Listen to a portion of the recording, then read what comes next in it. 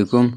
आज की इस वीडियो में हम डिस्कस करेंगे कि किस तरह बल्क पेमेंट्स पे हम काम कर सकते हैं। तो परचेज़ के अंदर हमारे पास यहाँ पे परचेज़ की कुछ एंट्रीज़ हुई है। तो एक्स वाई जी कंपनी की एक एंट्री हमारे पास पड़ी है। इसको तो हम नहीं देखेंगे, लेकिन जो हमारे पास A B C private limited की 3 एंट्रीज़ है, इसे हम कवर करेंगे। तो हमारे पास 3 इनवॉइसेस यहाँ पे बनी हुई हैं A B C private limited company के, जिसमें एक 42,400 का बिल है, एक 1,65,000 का और एक 1,05,600 के जो इनवॉइसेस हैं ये पड़े। तो एक तरीका तो ये है कि हम यहाँ से आके ऐड पेमेंट करें, तो इस बिल की पेमेंट कर दें, फिर यहाँ आके जो 1,65,000 की पेमेंट है वो कर दें। तो इस तरह इंडिविजुअली हमें इनफरादी तौर पर अलग अलग पेमेंट्स करनी होंगी। तो अगर आपके पास मल्टीपल पेमेंट्स मौजूद हैं या मल्टीपल बिल्स है और आप एक साथ में ही उन्हें जो है ना पे करना चाहते हैं, तो उसके लिए हमारे पास इस सिस्टम के अंदर बल्क पेमेंट्स का मॉड्यूल है। तो अगर मैं एबीसी प्राइवेट कंपनी लिमिटेड के उस पे आऊँगा, लेजर पे आऊँगा, यहाँ क्लिक करूँगा इस कंपनी के नाम पे, तो हमारे पास ये सारे बैलेंसेस आ रहे हैं और ओवरऑल जो हमारे पास बैलेंस बन रहा है वो है 3,13,000 का।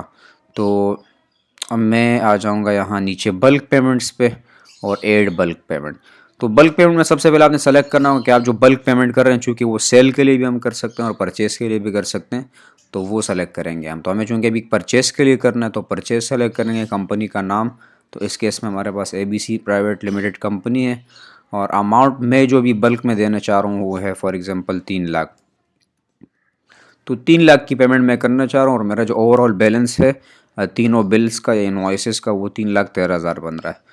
तो पेमेंट मेथड में कैश सेलेक्ट कर लेता हूँ और बैंक में फॉर एग्जांपल मैं मीज़ान दे देता हूँ। अभी मीज़ान सेलेक्ट कर लेते हैं। डिस्क्रिप्शन आप कोई भी डाल सकते हैं, जैसे मैंने इसको बल्क पेमेंट इन 3 बिल्स या इस तरह कुछ भी कर सकता हूँ मैं।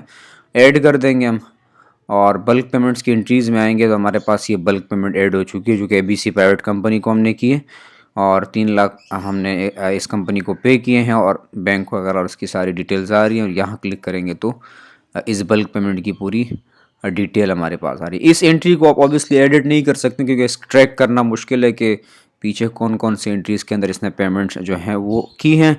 लेकिन इस एंट्री को हम रिवर्ट कर सकते हैं। जो रेड कलर का डिलीट का बटन आ रहा है, जब इस पर क्लिक करेंगे तो ये एंट्री रिवर्ट हो जाएगी, यानी जो भी पेमेंट्स आपने की होंगी वो अंडू हो जाएंगी, ख़त्म हो जाएंगी। तो दोबारा से आप फिर उसकी वो एंट्री कर सकते हैं अगर इन केस कोई मिस्टेक अगर आपसे हो गई हो। तो अब वेरीफाई करने के लिए हम आएंगे परचेज़ के मॉड्यूल में, परचेज़ में आएंगे और यहाँ आप देख सकते हैं कि 2 बिल इसने पे कर दिए, जो 42,400 का था और जो 1,65,000 का था वो इसने पे कर दिया, यानी 100% पेमेंट कर दी है।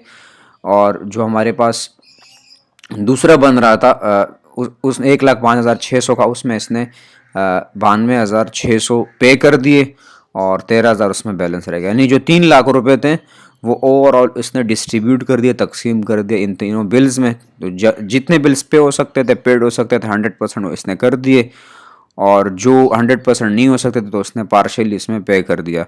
तो ये बिल्स हमारे पास यहाँ पे हो के आ रहे हैं। ये पार्शल में 13,000 इसका बैलेंस रहता है एबीसी प्राइवेट कंपनी के लेजर पे। मैं अगर आऊँगा तो यहाँ हम देख सकते हैं कि बल्क पेमेंट एंड 3 बिल्स की एक डिस्क्रिप्शन आ रही है और हमारे पास यहाँ पे जो 3 लाख रुपए हैं वो हमने जो है पे कर दिए, इस कंपनी को क्रेडिट हो गए और 13,000 हमारे पास करंटली जो है इस कंपनी का बैलेंस बचा है, जो हमें इस कंपनी को पे करना होगा। तो नेक्स्ट मॉड्यूल में मिलते हैं।